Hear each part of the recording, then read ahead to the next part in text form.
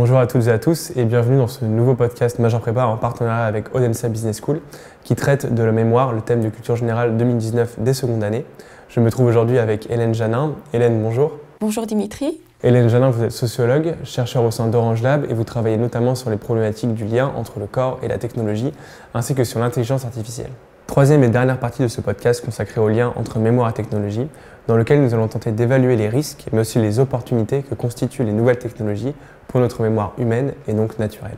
Irait-on vers un homme sans mémoire, puisqu'on voit qu'on délègue de plus en plus des fonctions de mémorisation à nos machines et que notre cerveau se modifie, parce qu'il est malléable, parce qu'il est plastique. Cette question d'un homme sans mémoire, elle a été un peu abordée par l'auteur de science-fiction Philippe K. Dick dans une de ses nouvelles qui a inspiré le film Total Recall de Paul Verhoeven, film de 1990, et il énonçait cet aphorisme par lequel se définirait l'homme moderne. Alors là, je cite encore une fois, « Un homme est défini par son action, non par sa mémoire ». Or, un homme sans mémoire est en partie un homme sans identité parce que la mémoire individuelle, elle repose sur une histoire personnelle, elle repose sur une expérience spécifique, sur un vécu. L'oubli se solderait donc par une atteinte grave à l'identité. Et là aussi, il y a Louis-Vincent Thomas qui a écrit sur ce sujet et il dit « C'est une partie de moi qui est tuée, celui qui a perdu la mémoire, voyageur sans bagage, est un mort, un fantôme. » Mémoire et identité, ou du moins sentiment d'identité, comme l'écrit Marie-Lou Eustache, mémoire et identité s'entremêlent l'une et l'autre et se forgent mutuellement. Alors, est-ce qu'on gagne des choses? Est-ce qu'on perd des choses? C'est une question qu'on doit poser parce que pour juger du progrès, il faut aussi non seulement connaître ce qui nous ajoute, mais éventuellement tenir compte de ce qui nous prive. Alors en fait, on peut dire que le besoin de savoir a été remplacé par la capacité de trouver, peut-être même au point tel que on se dispense même de tenter de mémoriser. Donc il ne s'agit presque pas pour nous d'utiliser cette mémoire, mais de savoir repérer l'information recherchée. Et toutes ces technologies ne rendent pas compte de sentiments vécus, de sensations vécues, et finalement nous limitent à certaines sensations très limitées, sont celles par exemple de la satisfaction de trouver une information au détour d'une recherche, par exemple sur Internet. Alors, ces technologies de la mémoire, je pense qu'il est important aussi de les questionner au regard d'un cas très spécifique qui est la maladie d'Alzheimer. Alors pourquoi? Parce que c'est une maladie qui est généralement associée à des troubles de la mémoire, même si après il y a des cas très spécifiques et particuliers, et qui soulève un enjeu, qui est un enjeu de société, qui est celui du vieillissement dans nos sociétés. Et cet enjeu du vieillissement, actuellement, on essaie de l'aborder par le fait de retarder le phénomène de concentration, de perte de contrôle, de perte de prise sur l'attention, parce que plus loin, il y a la question de la perte d'autonomie. Et ces nouvelles technologies et des applications qui y sont lieu, par exemple des jeux, peuvent parfois stimuler la mémoire et donc aider et apporter un bénéfice certain dans la préservation de certaines fonctions cognitives.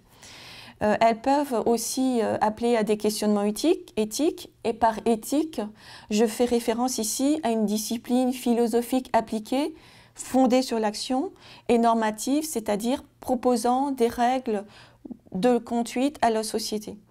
Ainsi, notamment dans le cas d'Alzheimer, on peut dire que certaines technologies de la mémoire vont pouvoir pallier des désordres occasionnés par cette maladie, notamment les désordres concernant la désorientation temporo-spatiale. En fait, les gens perdent un peu le sens du temps et puis de l'endroit où ils se trouvent. Et donc, il y a des technologies d'assistance dans ce domaine, ce qu'on a appelé aussi des gérontechnologies, qui peuvent nous aider, mais qui peuvent aussi poser des questions. Typiquement, l'utilisation du GPS dans le cas de la maladie d'Alzheimer peut être très utile parce qu'il permet de repérer la personne qui peut-être va être en errance quelque part dans l'espace public, mais inversement, il pose la question de savoir comment recueillir le consentement d'une personne qui, sans son consentement, serait surveillée à son insu et sans qu'elle en ait conscience. Or, on sait que la capacité à recevoir le consentement de la part d'une personne atteinte d'Alzheimer peut être parfois difficile, ne serait-ce que parce qu'elle n'a pas forcément les capacités langagières ou toute la clairvoyance pour cela.